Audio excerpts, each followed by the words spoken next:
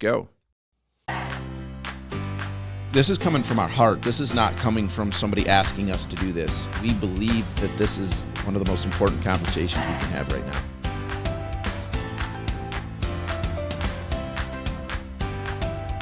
We want to invite you on a journey. Yeah, a absolutely. conversation. This isn't just for us.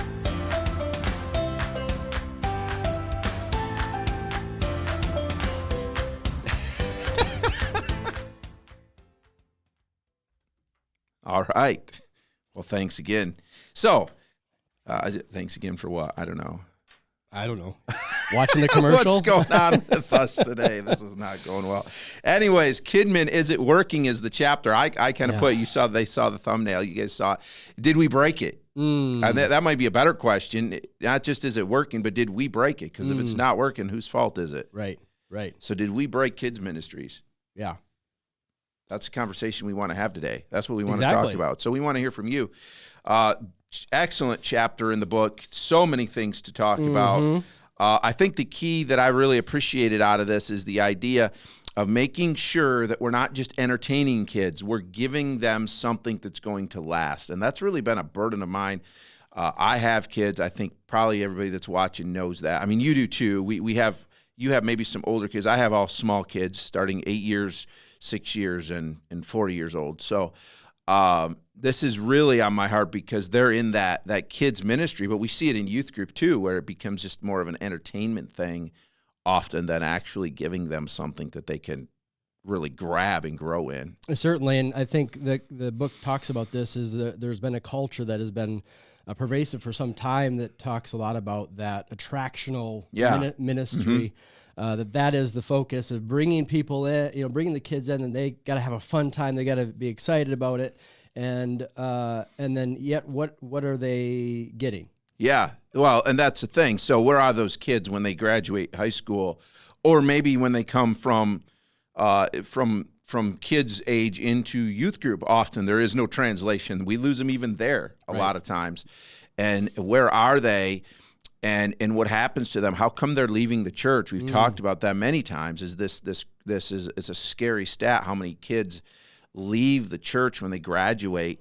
And I believe the reason is we are not giving them the depth that they need, and we're not giving them the connection like the book talks about, them realizing these are my people, and we haven't made the church their people. Right, yeah, my tribe. This is my tribe. And that conversational around, creating an environment and culture of belonging within your church is so important. And I think, Awana's been connecting with the Barna group, and there's going to be more coming out, but some great things have come out to recognize that church leaders even believe that their impact in the lives of kids is not effective. Okay, yeah. And so they're seeing that. They're seeing that they're not having the impact that they would like to have in the lives of these kids. Well, I think what happened is we kind of hit on this attractional model heavier than usual, and youth groups, kids ministries blew up. Right. Because it was fun, and so they came, and we thought it was success because there were numbers. And once you do it long enough to realize these kids aren't staying around, you're not seeing them in your church, then church leaders go, well, what are we missing? What are we doing wrong? Yeah, it's like the shiny new toy that kids get from at Christmas time, right? Yeah. They get that, I love this, and they play with it for how long? Not long, like 15 Maybe minutes, through the day, and then it's old news, Yep. And so that's probably what really has happened in a lot of our churches is the kids come and they're attracted by the lights and the show, right, in the ministry, and they get excited and this is great. But then at the end of the day, what are they left with? They're not left with that sense of this is my tribe, this is my church, this is they don't have that connection beyond the lights. So how do we fix that? What do I as a pastor need to do? What do you as a parent or as an Awana leader need to do? What do we need to do to fix that, Scott? And maybe you guys can share too what you think about that. I have some opinions. Talked a lot about it in the past. I mean, we have talked quite a bit about that, the importance of a loving, caring adult. Yes. Right? And we've really walked around that. What does that look like? And looking at our own lives and recognize that in our past in the church, there was a church and there was an adult that invested in my life that helped me form my faith. from an early age. Yes. Outside of my parents. Right. You know? Well, I think it goes deeper. And Scott, you know where I'm going to go with this. And if you guys have been watching for a lengthy amount of time, you know where I'm going to go with this. But here's what we're thinking through in our church as we build this culture farther than just the wing of the kids ministry. If there's a loving, caring adult pouring into them, okay, so first of all, they're parents, but then we recognize the value of somebody else. We talked about that last month. If they didn't listen, go back and find that. But if they have that person pouring into them, the natural cycle of disciple making is spiritual reproduction. So if somebody's pouring into them, helping them grow, hopefully by the time they're 18 years old, they have spiritually duplicated themselves or reproduced themselves in somebody else. So if I'm the loving, caring adult in their life, now I have a responsibility to help them lead the person and disciple the person they brought to Christ. What's going to happen when they turn 18 and they graduate? Well, they've got a person they're following. They've got a loving, caring adult that's investing in them, and they've got somebody they're investing in. You think they want to leave? Not to mention they're spiritually grounded and they love the church. Well, and they have that relationship. Right. On several levels that is not going to let them just leave. And that is not that goes against a lot of what we've experienced, it seems like, in the church, in that I go to be fed. Right. Yes. I go to be, in some ways, very attractional. Yeah, we do the same thing, don't we? The same thing, yeah. And there's truth to that. We do go to be fed and to be equipped to be good disciple makers. But we, as Christians, any Christian, we have a responsibility. So when we start thinking about, if maybe part of the reason is we've not invested in our kids in a way. Not only have we offered them attractional things, but then outside of that, we have not invested in them in a way that we should. Oh, huge. Yeah. Well, and I think we recognize this in the church, that oftentimes the conversation goes to childcare as a solution for providing adults the discipleship or the being fed that time, and that's got to change. That's got to change. Our focus should be on way further than just being childcare. Or even kidmin, and that's what this book is all about. Right. Well, let's take that kind of another level. The book doesn't talk about this. Here's a place I put the blame. I put the blame on me. I put the blame on other parents, not me, the pastor, but as parents. What have we generally done with church? We've made even just the gathering of church on Sundays or youth group or whatever. When I talk about church, I'm talking about all of the functions of church. We have generally made it optional, right? We've modeled that for our kids. Well, I don't really feel like going today, or, well, it's summer and we spend our summers here, or we, Well, when we've experienced this from COVID, right? Now people don't want to come back. Hey, I'm a part of your church. I'm watching it on YouTube. Right. And they don't understand.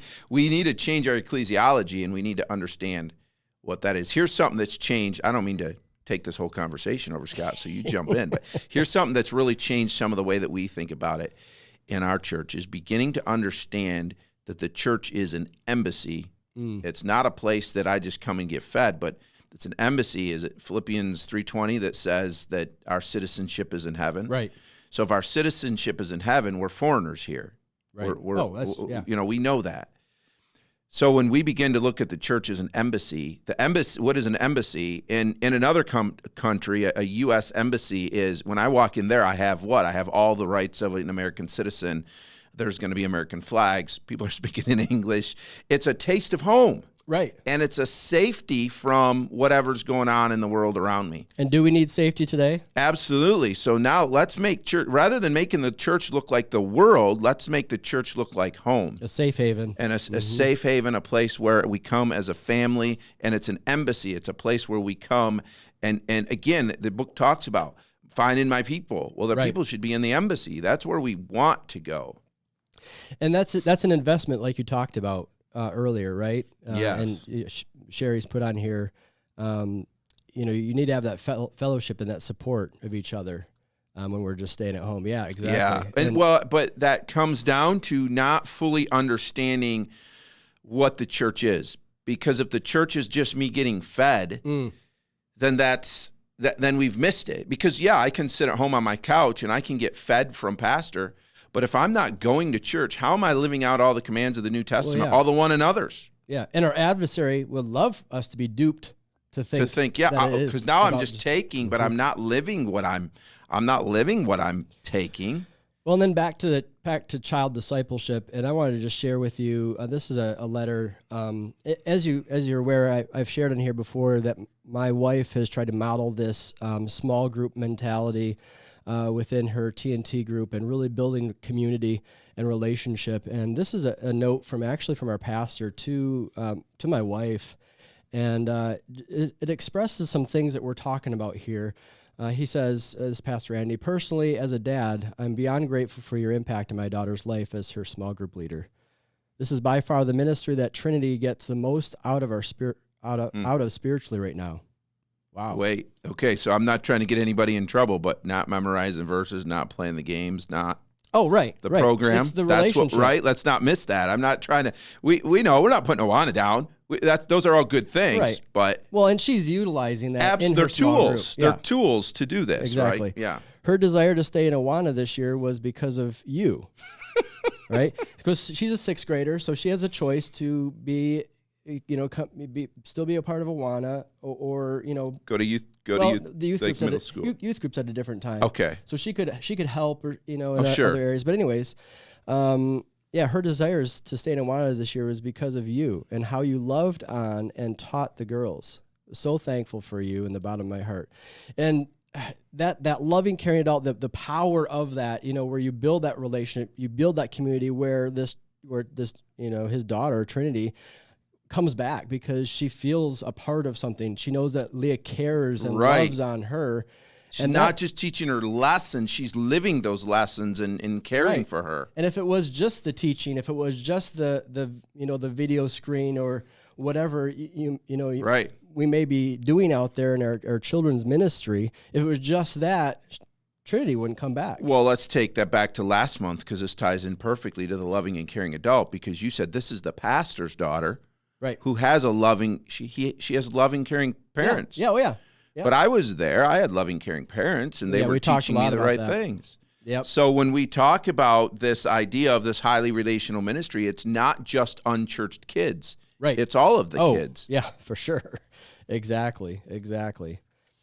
Today's kids, this is on first part of the chapter 8. Today's kids are starving for real, authentic relational engagement that leads them to a place where they say, I found my people. That's what we're talking about here.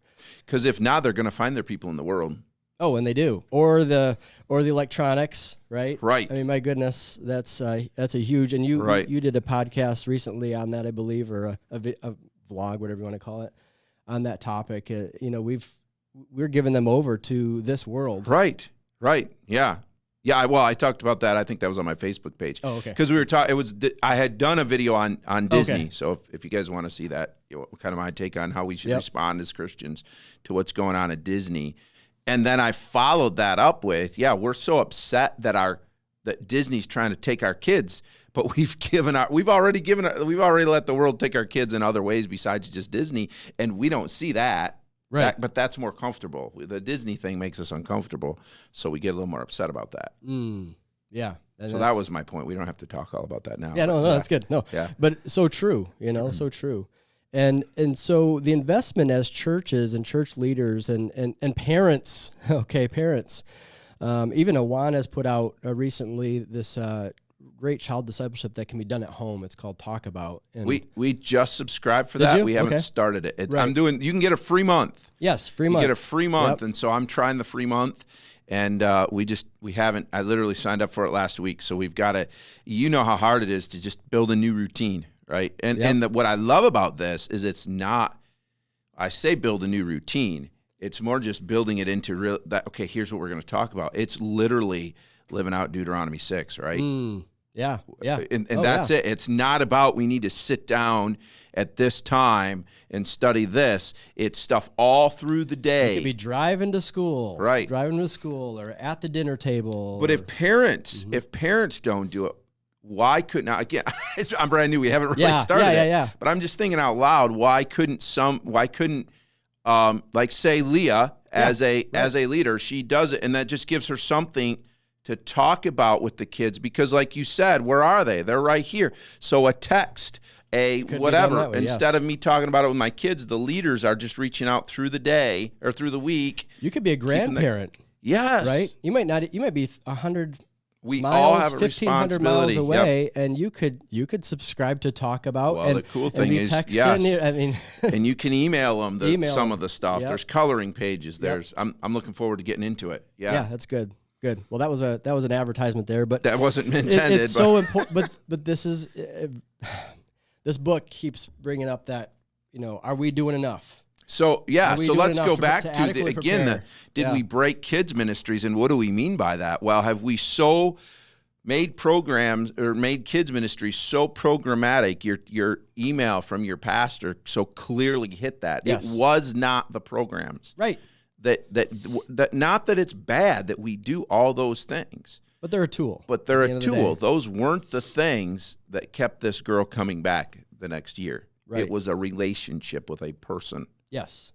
Yeah, and a lasting relationship. I mean, this has been a couple of years that she's been leading this group. Right. Well, it takes a lot of time. And it takes time. It takes effort and energy. I mean, Leah invests emotionally in these kids, and so important. But what are your guys' thoughts as we're talking about this? Discipleship tools. They're tools.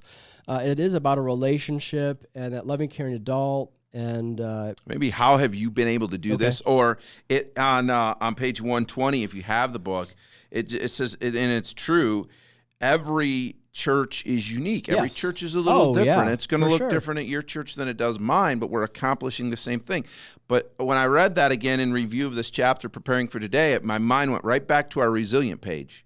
That's why we started our resilient page, is because it might work different for me than it does for you, but somebody else might say, well, this is what works for me, and I can pick up that idea, tweak it a little bit, and use it in my church. Or maybe I don't tweak it. Maybe it's perfect. So let's hear from you. If as you watch today, what are some ways you have been able to implement this, or maybe you've seen the impact of it? We'd love to hear from you. You've seen it done well, or what does it look like? And I want to give a shout out to, I see Jerry and Ange they're sitting in O'Hare waiting for a plane. So thanks for watching. They might not be watching now. Well, it depends on they when might be on the plane now. Caught their plane, but thanks for watching while they could, for sure. So continuing, but as we move on, if you have some thoughts, definitely drop that in there. Here's the quote that really got me, and I think this was probably in the letter in the very beginning of the book that Valerie Bell kind of wrote to future kids, right? Kidmin leaders. Yes, she said, I fear we may realize too late that we gave them things that didn't really matter, things that didn't travel into their adult lives as anything more than spiritual entertainment and moralistic stories.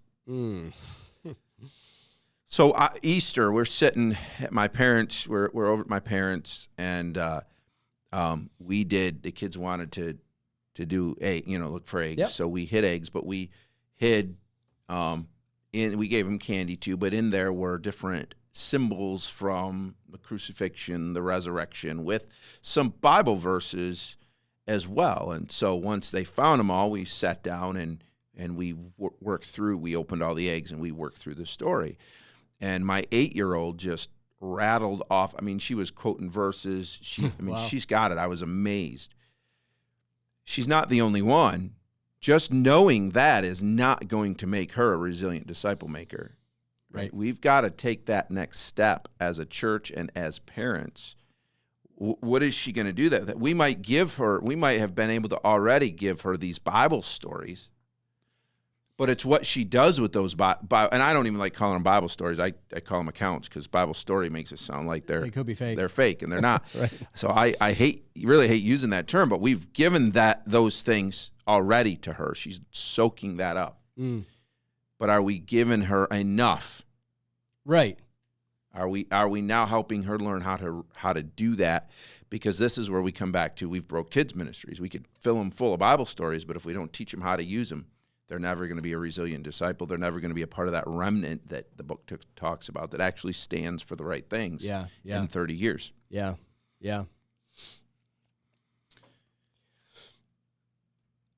I like that. I don't disagree with anything that you guys are saying, but just taking a minute to read this comment, guys. Yeah, this is good from Kevin Proctor. I'm just going to read it here so that we don't awkwardly sit in silence. Okay, I don't disagree with everything you're saying, but I do have something that seems like a problem in the church to me. Most of the child care helpers in the church are parents themselves. Most of those parents are already worn out from dealing with their kids throughout the week, and now they have to deal with other kids as well. We have a huge lack of older generation helping out in the church. It's no wonder the leaders we have are leaning on the program and not the relationship, since they are already exhausted from dealing with the kids they have at home. Wow. Good job. No, don't be sorry, Kevin. Don't be sorry at all. Yeah, no, not at all. And I didn't want to miss it. We'll throw it up there. It's going to be hard, for you guys to see. Don't apologize for that at all. I think that's a valid point that I hadn't really thought about. It is that way in our church. We're relying on already parents. Now in our Awana program, it's a little different. We have some that don't have kids that are helping there. That looks very different. But again, to his point, if we're going to do discipleship, especially child discipleship, the way we need to, it has to be more than just Awana. It has to be through the entire ministries. And he brings up an extremely valid point that we need to think about, not just that we need to think about for me as a pastor. Right. So here's another question then. Let's bring this up that Kevin brought us to. How do we fix that? Yeah. How do we fix that? Yeah, and that's intentionality. That's casting vision. Yeah. Within our church regarding discipleship. There you go. Right.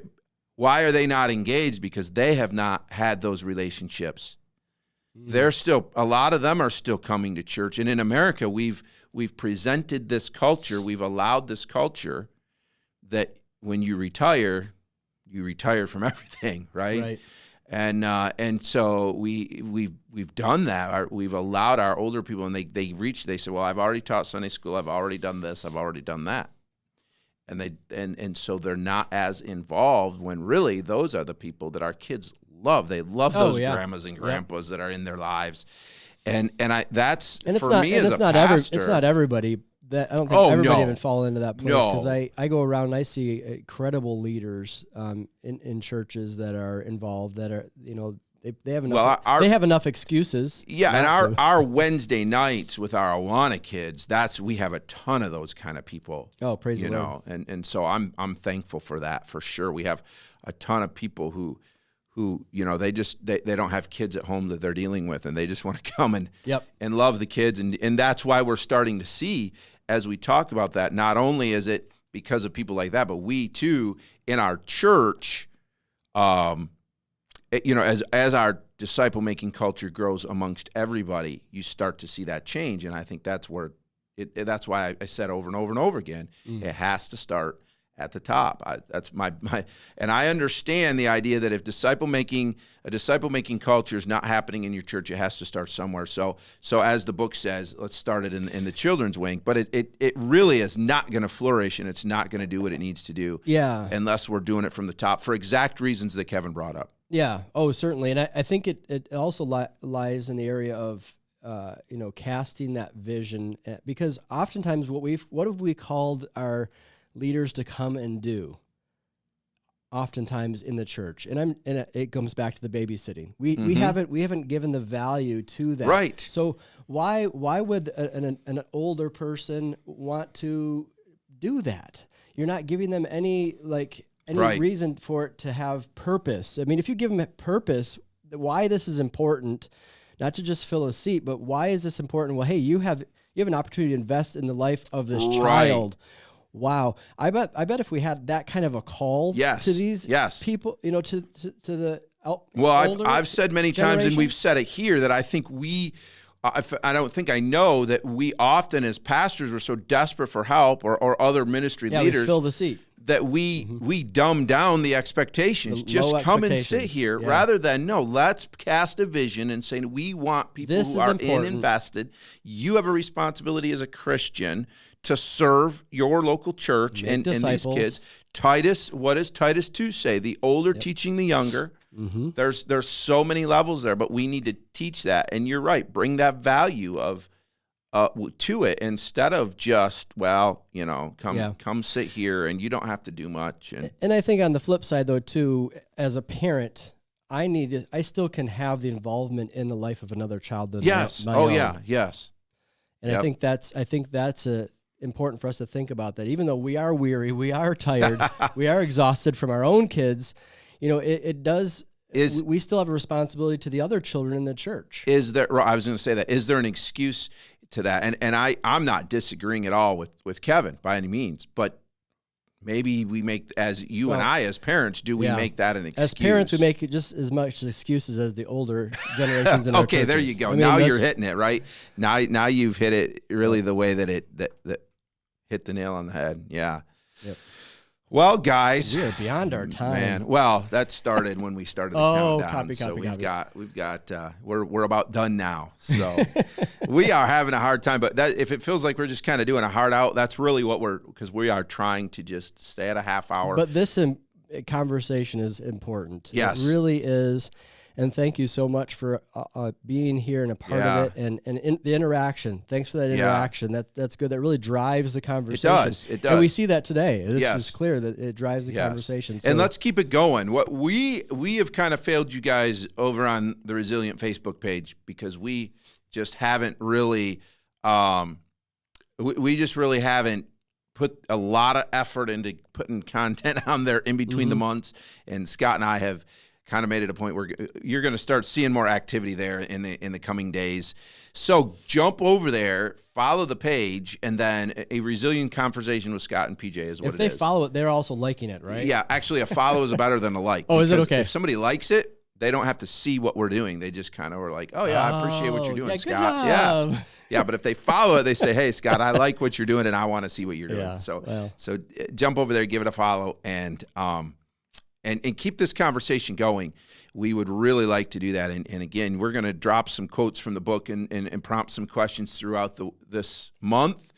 And when we come back next month in May for our live stream, there is in the end of this chapter, and we really didn't touch much of the chapter today, but a pathway to implementation. Will my camera focus on that? Focus. Yeah, there it is. There it is. So a pathway to implementation on page 133. Yeah. There's so much there that we want to make sure we're just going to devote a show to that. Yeah. Let's just talk about that. Yeah. And we're definitely going to want to hear from you. So read that and start thinking that through and come ready to have a conversation with us. So should we call it Child Discipleship Ministries within the church? We could. I was thinking about that today because that's kind of the conversation that Awana is having. Here's my struggle with that. I don't want to present to parents that that's their child discipleship. Oh. I'm not saying, right? So we've got to, but I have learned. I'm not rolling my eyes on purpose here. But. Right. No, but what I've learned is you have to be very specific because our words say things. Oh, yeah. And we've already, as parents, we've already put that responsibility on the church. Yeah. So I'm not saying no, but we would, I do think there's something better than saying Sunday school, nursery, whatever. Absolutely. It gives clarity to the purpose behind what you're doing. Yes. And words matter. Right. Right. I'm not disagreeing. I'm just saying, I think if we did that, we definitely want to make sure we're communicating well. Yeah, that we're not replacing what should be happening happening at the home. Yep. All right. All right. Well, thank you guys for so much. Sherry, you're welcome. And thank you for being here. Thanks for commenting on YouTube, too, to make sure that the comments are coming from both. Okay, so it's working through YouTube. Yep, working through both. So we will see you next month. All right. Take care. Bye. Bye.